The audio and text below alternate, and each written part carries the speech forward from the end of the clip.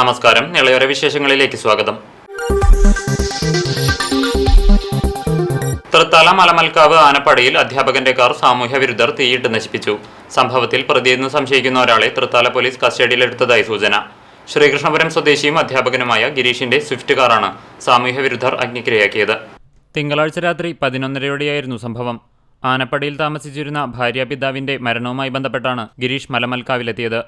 തുടർന്ന് രാത്രി 8 മണിയോടെ സമീപത്തെ കണ്ണംകുഴിയിൽ ദിനേഷ് കുമാറിന്റെ നിർമ്മാണം നടക്കുന്ന വീട്ടിലാണ് കാർ നിർത്തിയിട്ടിരുന്നത്.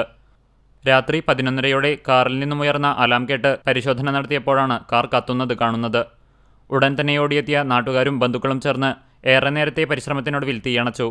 ഇതിനിടെ കാറിന്റെ ഒരു ഭാഗം പൂർണ്ണമായും കത്തിനശിച്ചു. കാറിന് മുകളിൽ അജ്ഞാതൻ പെട്രോൾ ഒഴിച്ച ശേഷം ഓലക്കെട്ട് കത്തിച്ചിട്ടതായാണ് പ്രാഥമിക നിഗമനം. ഞാനൊരു ശബ്ദം കേട്ടിട്ടാണ് ഉണരുന്നത്. അങ്ങനെ പെട്ടെന്നൊരു വെളിച്ചം കണ്ടിട്ട് ഇങ്ങോട്ട് ഓടി വന്ന് നോക്കിയതാണ്. അപ്പോഴാണ് വണ്ടി നിന്ന് കത്തുന്നതായിട്ട് കണ്ടത്. അപ്പോൾ തന്നെ നമ്മൾ പൈപ്പ് ഇവിടെ മോട്ടർ അടിച്ചിട്ട് തീ അണയ്ക്കുകയാണ് ചെയ്തത്. ഏകദേശം ഞാൻ അറിഞ്ഞൊരു 11:15 ആ ടൈമിലായി. അപ്പോൾ അത് കഴിഞ്ഞ് നമ്മൾ തീ കടച്ചതിന് ശേഷം പോലീസിനെ വിളിച്ചു പറഞ്ഞു. പോലീസ് ഏകദേശം അത് കഴിഞ്ഞ് ഒരു 1 മണിക്കൂറിനുള്ള അവർ വന്നു. SIയും വന്നിട്ടുണ്ടായിരുന്നു. വന്ന് നോക്കിയിട്ട് പോയി. ഇതിനെ സാധൂകരിക്കുന്ന തരത്തിൽ ഓലക്കെട്ടിന്റെ അവശിഷ്ടം കാറിന്റെ ബോണറ്റിന് മുകളിൽ നിന്നും കണ്ടെത്തുകയും പാതി കത്തിയ ഓലക്കെട്ടിന്റെ ഭാഗം സമീപത്തെ പറമ്പിൽ നിന്നും ലഭിക്കുകയും ചെയ്തിട്ടുണ്ട്. കൂടാതെ കത്തിച്ച കാറിന് സമീപത്തു നിന്നും പെട്രോൾ കൊണ്ടുവന്ന കുപ്പിയുടേതെന്ന് സംശയിക്കുന്ന അടപ്പും ലഭിച്ചിട്ടുണ്ട്. വീട്ടുകാരുടെ പരാതിയിൽ തൃത്താല പോലീസ് സ്ഥലത്ത് പരിശോധന നടത്തി അന്വേഷണം ആരംഭിച്ചു. സംഭവത്തിൽ പ്രതിയെന്ന് സംശയിക്കുന്ന ഒരാളെ തൃത്താല പോലീസ് കസ്റ്റഡിയിലെടുത്തതായാണ് സൂചന. CCTV news, Thrithala. പട്ടാമ്പി കൂറ്റനാട് പാതയിലൂടെയുള്ള യാത്ര ദുരിതപൂർണമാകുന്നു. അറ്റകുറ്റപ്പണിയെങ്കിലും നടത്തി റോഡ് ഗതാഗത യോഗ്യമാക്കണമെന്നാണ് ആവശ്യം. പട്ടാമ്പി കൂറ്റനാട് പാതയിലൂടെയുള്ള യാത്ര ഇന്ന് ദുരിതപൂർണമായി മാറിയിരിക്കുകയാണ്. റോഡിന്റെ ഉപരിതലം അടർന്നു പോന്ന് പലയിടങ്ങളിലും വലിയ ഗർത്തങ്ങളാണ് രൂപപ്പെട്ടിട്ടുള്ളത്. അതുകൊണ്ട് തന്നെ യാത്രക്കാർക്ക് ഇതിലൂടെയുള്ള യാത്ര സാഹസികവുമാണ്. മറ്റ് സ്ഥലങ്ങളിലെ റോഡിന്റെ പ്രതലം അടർന്നു പോന്ന നിലയിലുമാണ്.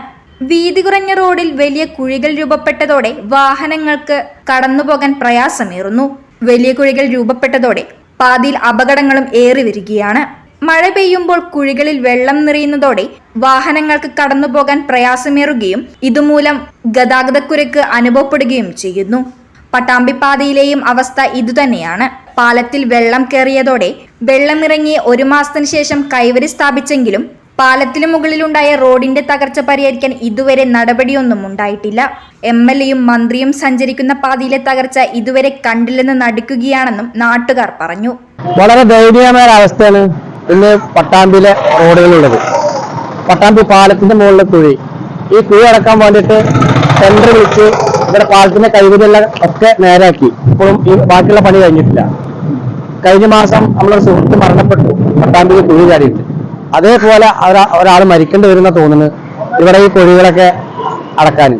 Pattambi road, Guruvayur road, Thrithala road, എല്ലാ റോഡും തകർന്നിരിക്കുന്നു. ഒരൊറ്റ റോഡ് യാത്രക്ക് നല്ല ഗുണമായിട്ട് പോകുന്ന ഒരു റോഡുമില്ല.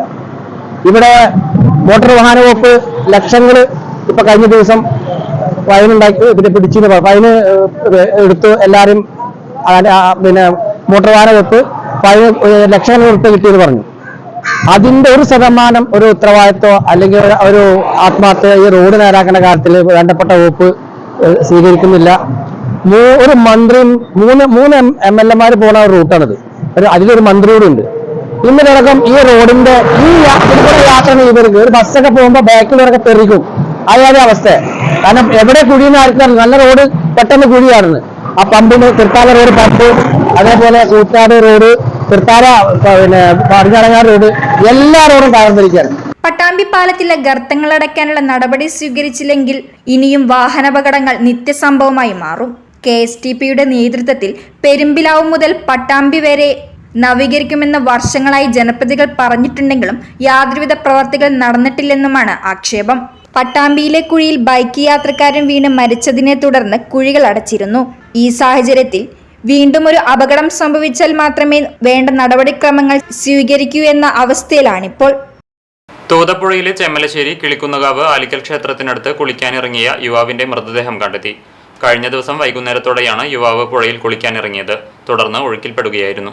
ചെമ്മലശ്ശേരി കിളിക്കുന്നുകാവ് ആലിക്കൽ ക്ഷേത്രത്തിനടുത്ത് കഴിഞ്ഞ ദിവസം പുഴയിൽ ഒഴുക്കിൽപ്പെട്ട് കാണാതായ യുവാവിന്റെ മൃതശരീരം നാട്ടുകാരുടെ തിരച്ചിലിൽ കണ്ടെത്തി.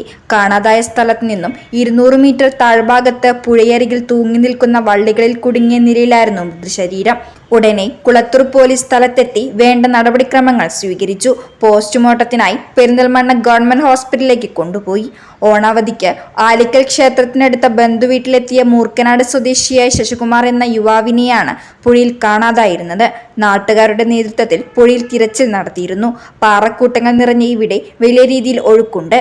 വിവരമറിഞ്ഞ കൊളത്തൂർ പോലീസും ഫയർഫോഴ്സും പൈലിപ്പുറത്ത് നിന്നുള്ള മുങ്ങൽ വിദഗ്ധരും കഴിഞ്ഞ ദിവസം സ്ഥലത്തെത്തി തിരച്ചിൽ നടത്തിയിരുന്നു. ഇടവേള. CCTVയിലൂടെ നിങ്ങളുടെ പ്രിയപ്പെട്ടവർക്ക് തീർത്തും സൗജന്യമായി ആശംസകൾ നേരാം. ജന്മദിനം, വിവാഹം, വിവാഹ വാർഷികം തുടങ്ങിയ അവിസ്മരണീയ ആഘോഷവേളകളിൽ നിങ്ങളുടെ പ്രിയപ്പെട്ടവർക്ക് CCTVയിലൂടെ തികച്ചും സൗജന്യമായി ആശംസകൾ നേരാം. അതിനായി ഫോട്ടോയും വിശദാംശങ്ങളും മെയിൽ അയയ്ക്കുകയോ അല്ലെങ്കിൽ ഓഫീസിൽ വൈകിട്ട് 4 മണിക്കുള്ളിൽ നേരിട്ടെത്തി നൽകുകയോ ചെയ്യാം. WhatsApp number 89 43 35 14 00. Mail ID cctvnews@gmail.com. ആശംസകൾ മെയിൽ അയക്കുന്നവരും വാട്സ്ആപ്പ് ചെയ്യുന്നവരും നിർബന്ധമായും ഓഫീസിൽ വിളിച്ച് ഉറപ്പുവരുത്തേണ്ടതാണ്. കൂടുതൽ വിവരങ്ങൾക്ക് 89 43 35 14 00, 89 43 35 14 26. നമ്പറുകൾ ഒരിക്കൽ കൂടി 89 43 35 14 00, 89 43 35 14 26.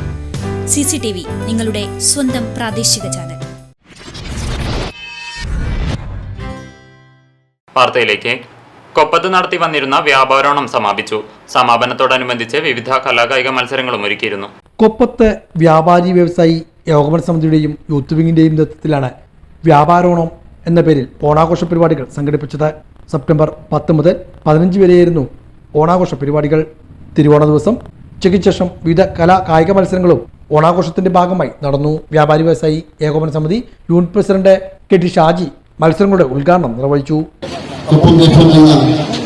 റേഡിയോ സ്റ്റേഷൻ വിജയമാക്കി തീർത്ത് ഒരുപാട് ഉയരങ്ങളിൽ എത്തിക്കാനും കഴിഞ്ഞു. നമ്മുടെ ജില്ലാ തലത്തിലും സ്റ്റേറ്റ് തലത്തിലും വളരെ അഭിമാനവും പ്രശംസയും ഏറ്റുവാങ്ങിയ ഒരാശയായി കഴിഞ്ഞ ആഴ്ച അതിന് ചുറ്റാൻ പിടിച്ച ശ്യാം ഷെഡ്യൂളുകൾ ആ ആശയം കൊണ്ടുവന്ന് എല്ലാ മുന്നിൽ ഗ്രാമപാകരും അതിനുവേണ്ടി ആഹ്ലാദം പ്രവർത്തിച്ച നമ്മുടെ ഇഫാസാണ് ഈ ആശയം നമ്മുടെ മുന്നിൽ വെച്ചത്. അതെനിക്ക് എടുത്തു വരേണ്ട കാര്യമാണ്. ഇഫാസിൽ തുടക്കം മുതൽ അവസാനം വരെ അതുകൊണ്ട് നടത്തുവാൻ എല്ലാം മുൻകരുതലും എടുത്തിരുന്നു. അതോടൊപ്പം ഇഫാസിനെ സഹായിച്ചുകൊണ്ട് നമ്മുടെ സ്റ്റാൻഡിലോ കോച്ചായ Zayed.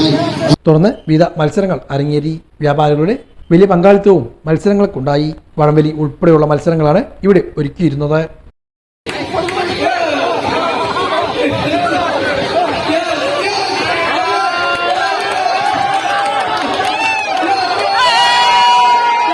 ഓണാഘോഷത്തോടനുബന്ധിച്ച് lions club district 318D regional തലത്തിൽ നടത്തിയ പൂക്കള മത്സരത്തിൽ പട്ടാമ്പി ലയൺസ് ക്ലബ്ബ് 1ാം സ്ഥാനത്തിന് അർഹരായി.